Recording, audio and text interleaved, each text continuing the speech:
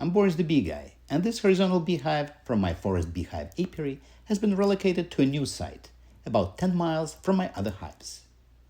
This is EarthSong Wildlife Protection Area. It has almost 600 acres of beautiful meadowlands in Somerville, Maine, next to Pumpkin Vine Family Farm. Just like in my main site at the ForestBeehive apiary, here there's plenty of natural foraging and no agricultural or industrial pollution for miles. In this insulated horizontal hive, I host my Russian bees, known for their resilience, strong overwintering ability, and mite tolerance. This is one of my last year winter survivor Russian queens from early spring inspection. With abundant natural forage available, I'm able to host my Russian bees treatment-free and without any supplemental sugar feedings. EarthSong Conservation Area prohibits all domesticated animals. However, honeybees are not considered domesticated.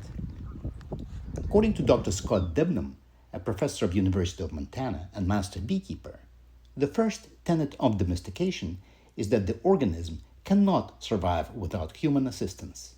And honeybees, he states, can clearly survive without us. In fact, wild honeybee populations not only survive, but often thrive without human intervention.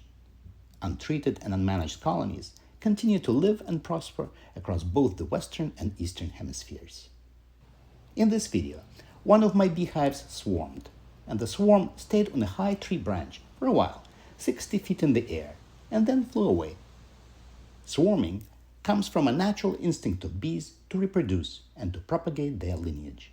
When swarming, the honeybee colony splits in two, and the old queen with roughly half of the bees flies out and tries to establish an additional new colony elsewhere, while the remaining bees try to raise a new queen. And this is swarming animated.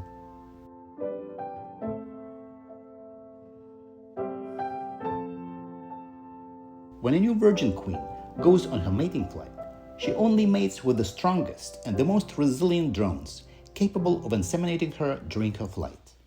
As a result, natural queen mating produces superior offspring compared to any lab-based artificial queen insemination as practiced by conventional industrial-style bee breeders. To mimic the natural swarming without losing half the bees, and still to raise the new queens naturally, beekeepers can make splits, also known as artificial swarms. By making splits, the beekeeper is essentially assisting the colony in its natural reproductive process, much like a doula supports childbirth. In effect, with splits, the beekeeper is helping the bees to do what the bees would naturally attempt through swarming, creating a new life in the form of a second colony. And here's how I do the world's easiest split in horizontal hive, equal split. First, before any potential split, the winter survivor colony, upon spring inspection, is placed in the middle of the hive, such that only the middle entrance is open. Then, in mid-spring, when the strong colony has lots of resources and there's good nectar flow, food and brood of all stages, including drone brood, the time could be right for making an equal split. I then equally distribute brood frames and honey frames between the opposite sides of the hive. Both sides should have frames with eggs, larvae, and capped brood.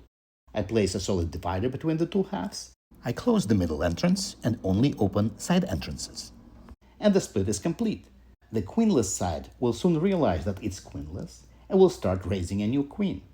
And this queen will be mated naturally with the local drones within about a 3-mile radius.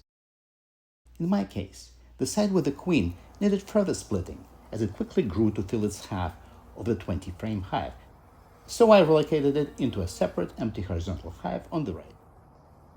We intentionally keep our hives well spaced, aside from the two that were recently split and are temporarily close together. Our low density of hives helps reduce the potential spread of diseases, pathogens, and parasites between the colonies. Because we don't do supplemental sugar feedings, maintaining a low hive density also ensures that the total number of bees remains in balance with the naturally available forage in our area. In my view, natural beekeeping is more like bee hosting. I even think of my ForestBeehive apiary as a kind of ForestBeehive. My bees aren't my servants or prisoners. In contrast to many conventional beekeepers, I don't clip my queen's wings or trap them behind queen excluders as hostages. My bees are more like tenants who are free to fly in and fly out as they please. Just as I receive rent from my human guests at my small Airbnb, I also collect a small honey rent from my bee tenants, and I only take their surplus honey if they have any. The bees keep most of their own honey for themselves, and I never exchange it for sugar. I see my bee hosting job as an apiary caretaker to maintain the bees' dwellings and the surrounding premises, their habitat, in the best possible manner, and to interfere as little as possible with the bees' natural lives. Bees have thrived for millennia without their overbearing human managers. I believe it's high time for bee hosting, free from chemical treatments, free from excessive sugar feedings, free from migratory stress, and all of the other burdens of conventional industrial-style beekeeping. Thanks for watching. Please hit like and subscribe.